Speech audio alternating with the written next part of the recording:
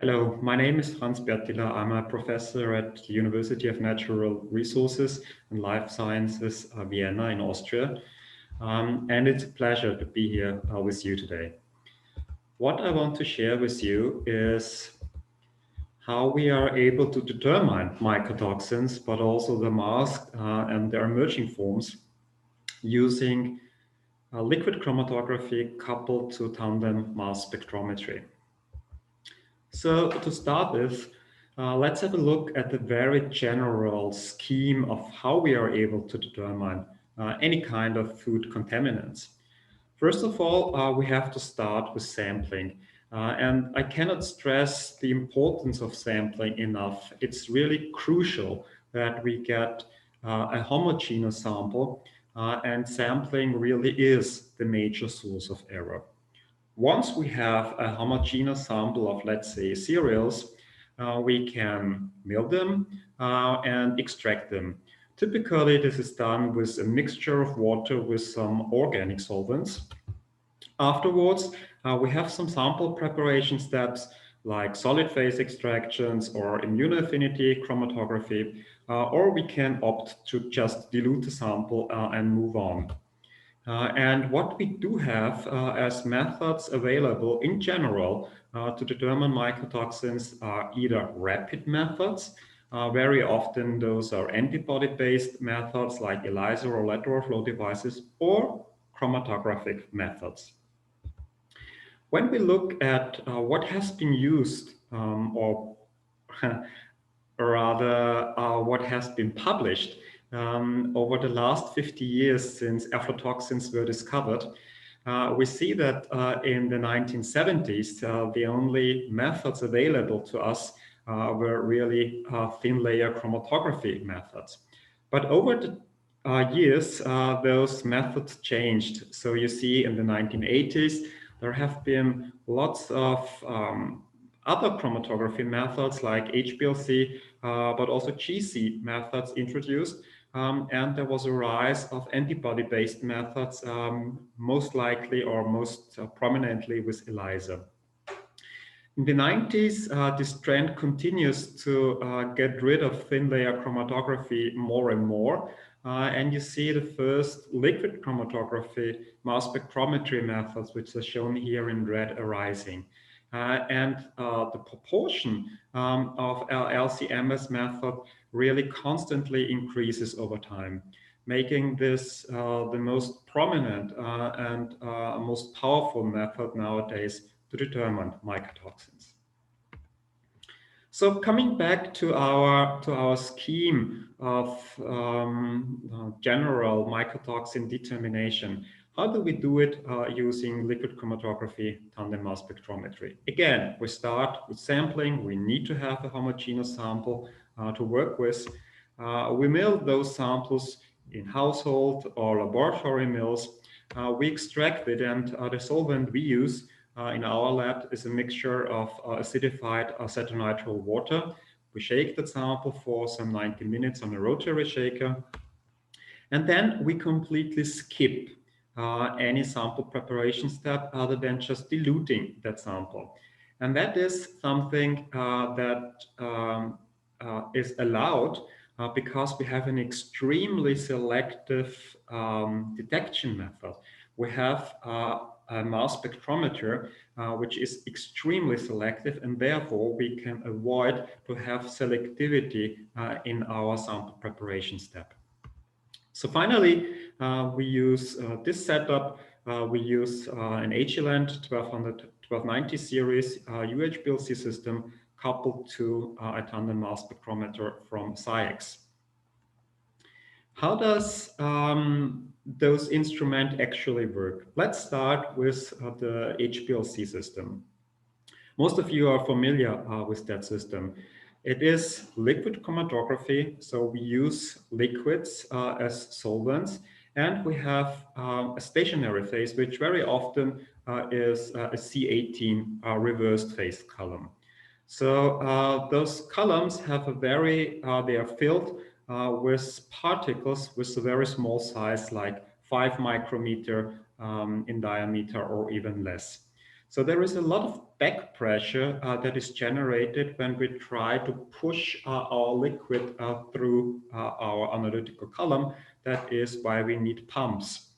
But in the end, we bring our sample, which is a mixture of our components, of our analytes and matrix on top of the column. And we use the different polarities of the analytes to separate them a long time along the column. In the end, we have, in this case, even a baseline separation where we can have certain retention times for certain analytes, which is fantastic and which is a first indication of what those compounds might be. The real selectivity, however, in this kind of method is, and the real power comes from coupling HPLC with mass spectrometry. Mass spectrometry can only detect ions, so only charged analytes. So what we need to do is we need to charge them. And very often this is done with electrospray. So we have a needle, which is a hollow needle, where we apply some high voltage of a few thousand volts, charging a droplet, which is then shrinking. The solvent is evaporating, and in the end, the charges remain on our analytes. And those analytes we introduce in our tandem mass spectrometer. And a mass spectrometer really is just an analytical balance on a molecular level where you can determine the molecular mass of your analytes. So in this cartoon, you see that there are multiple analytes brought into the first stage of the quadrupole, but we can set the voltage throughout the quadrupole that only masses of a certain, or only analytes with a certain mass over charge ratio can really pass through, in this case, the black ion. The black ion then hits, let's say that's our mycotoxin of interest, in a collision cell, a collision gas, which is very often nitrogen, and it fragments. And all those fragments are brought into the second stage, which is the third quadrupole of our tandem mass spectrometer, and we can read out specific fragments. So it's not only that we gain the information, we have the retention time of our analyte, which must match with our standard.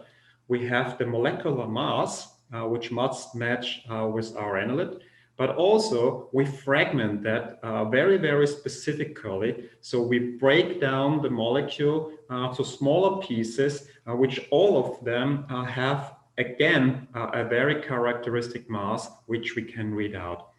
So in combination, this is an extremely selective, but also an extremely sensitive method.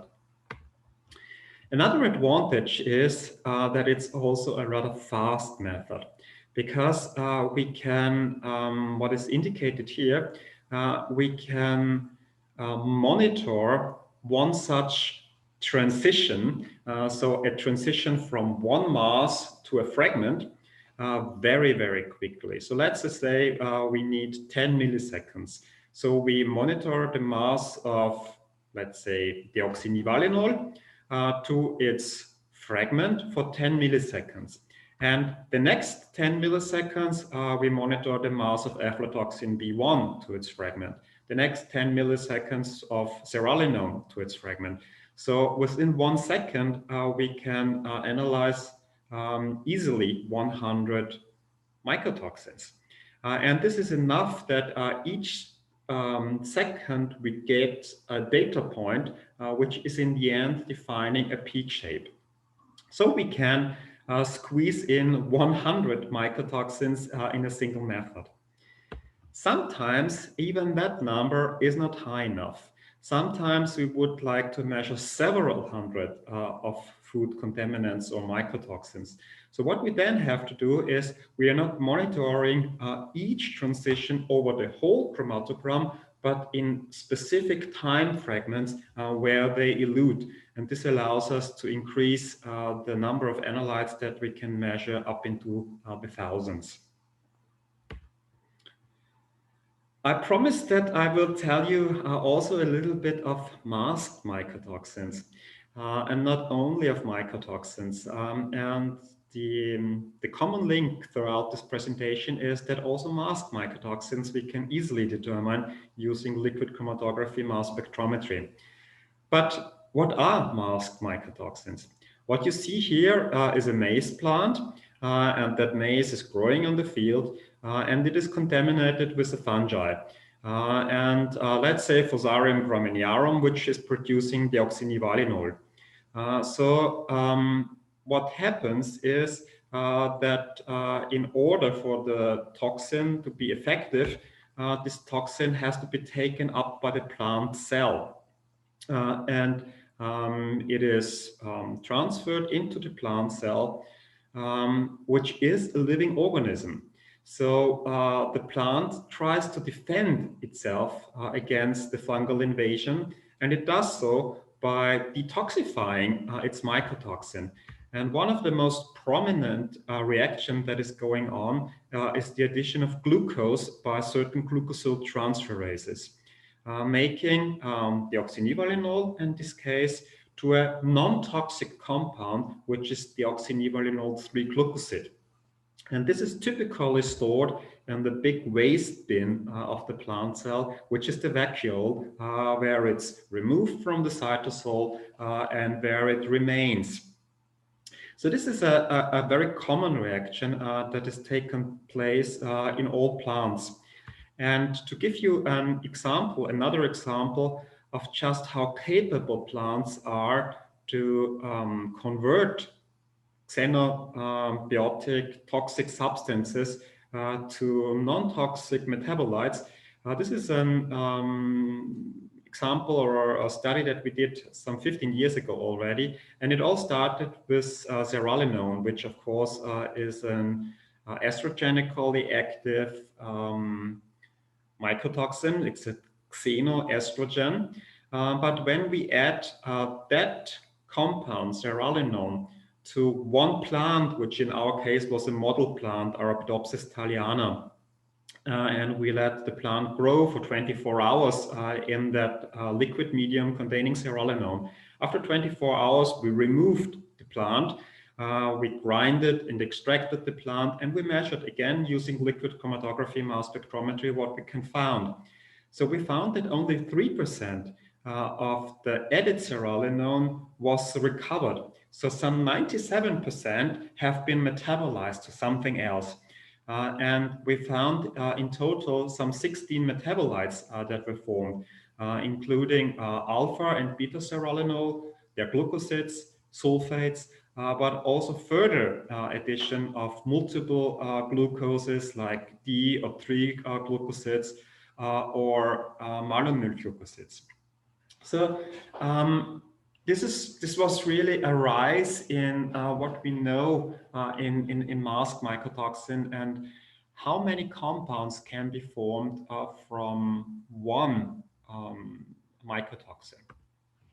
When we look in literature, very often we find Fusarium mycotoxins to be also occurring as masked mycotoxins.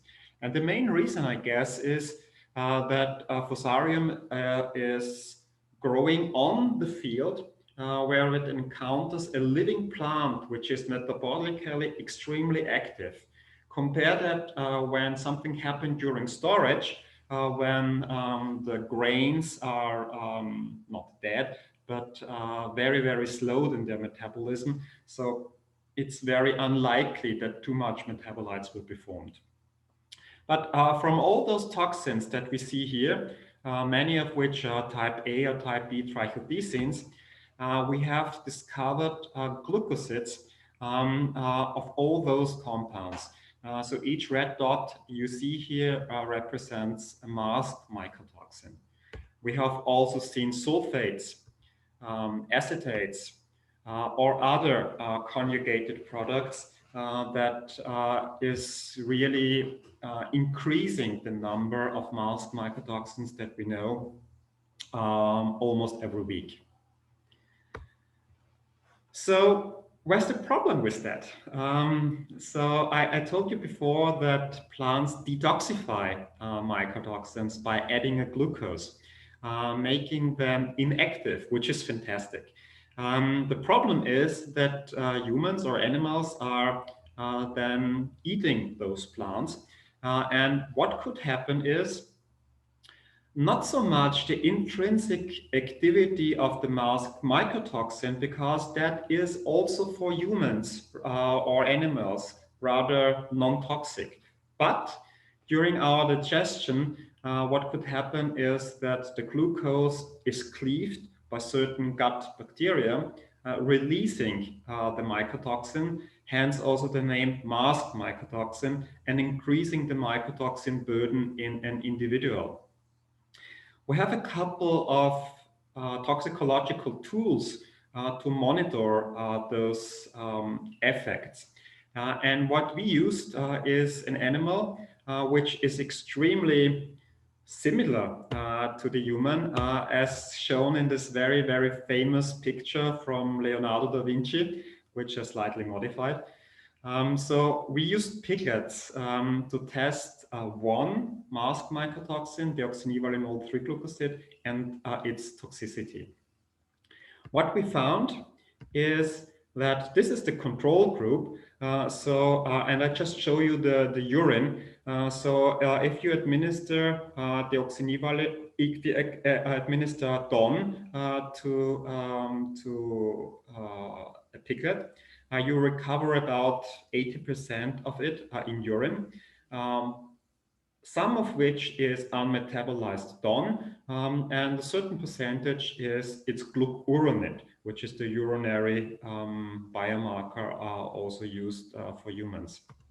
But when you compare that with DON 3-glucoside, you see that also DON is excreted and also DON glucuronate is excreted, although no DON was ever administered to the pig. So this is a proof that the DON 3-glucoside is cleaved to DON. The DON is taken up by the animal and is either excreted as such, which is the green bar in urine, or further metabolized with glucuronate, where it's also excreted in urine. What you also see, though, is that it's around half.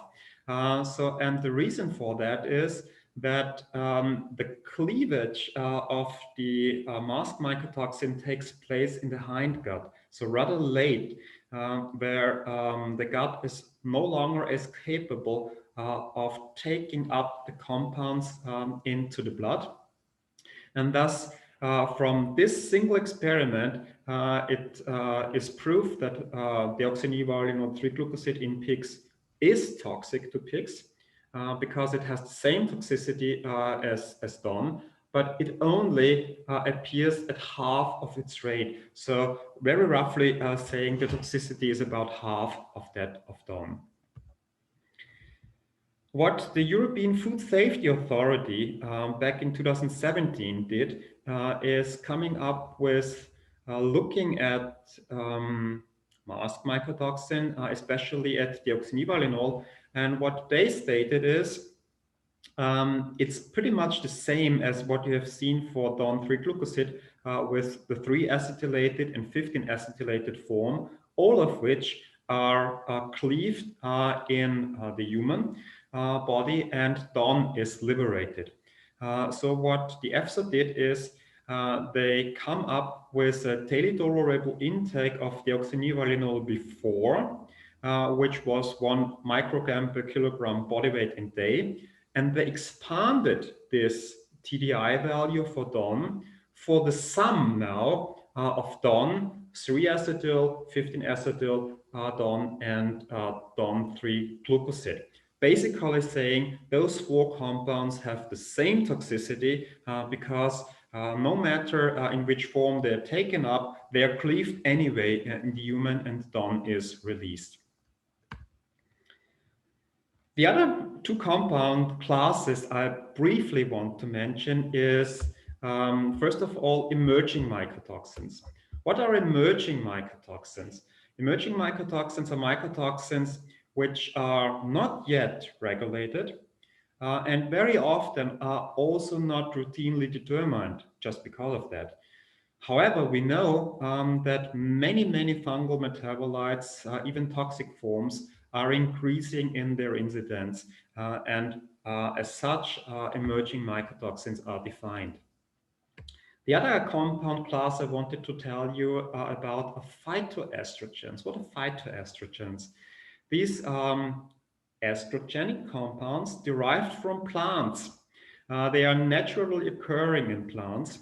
And you can see here like isoflavones, which naturally occur, let's say, in soybeans, and which are chemically very close to the human hormone 17-beta estradiol.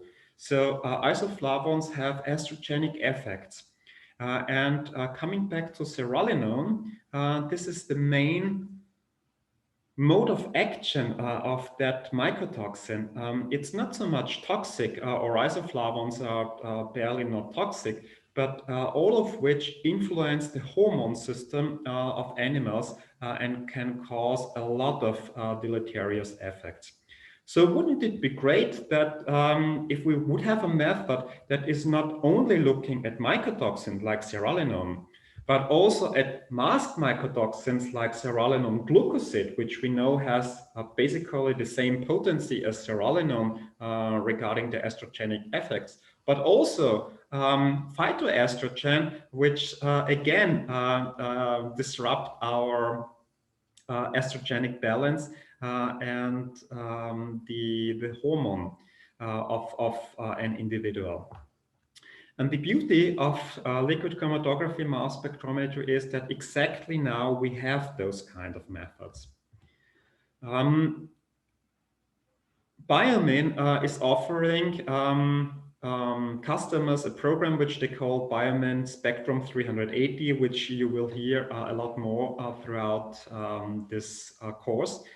But in principle, what happens is that Biomin collects samples, sends them to Tulln in Austria, where they are measured using that method, that liquid chromatography mass spectrometry method, including not only mycotoxins and masked mycotoxins, but also phytoestrogen. And within 10 days, a report is issued back to the customer. I just want to give you one example of a study. So these are samples collected and measured some 5 years ago. And what you see is that the most prevalent toxins that have been found in over 1,000 samples are trichothecenes like deoxynivalenol, nivalenol. But the second most prevalent, which were found in more than 50% or in 50% of all the cases above a threshold level of 100 ppb, are coumarins. And coumarin is so-called emerging mycotoxin, which has a rather low toxicity on itself, but it can really influence the effect of deoxynivalenol by co-occurring with it. Formonicins were encountered in 30% of the cases, but then again, bovaricin and eniotins were also found in a quarter of all the cases. When you look at the maximum levels, you also see that, for instance, fusaproliferin, which is not very often occurring and just occurring in 2% of the cases, in rare cases has a concentration of more than 10 ppm, which is clearly a toxic compound when encountered in animal feed. So to conclude, I hope to have shown you in this short presentation that liquid chromatography coupled to tandem mass spectrometry is really a very powerful tool, which we use to identify and quantify hundreds of mycotoxins, but also other food contaminants like phytoestrogens or masked mycotoxins. We have one method available now that can measure many compounds, which saves a lot of time and costs.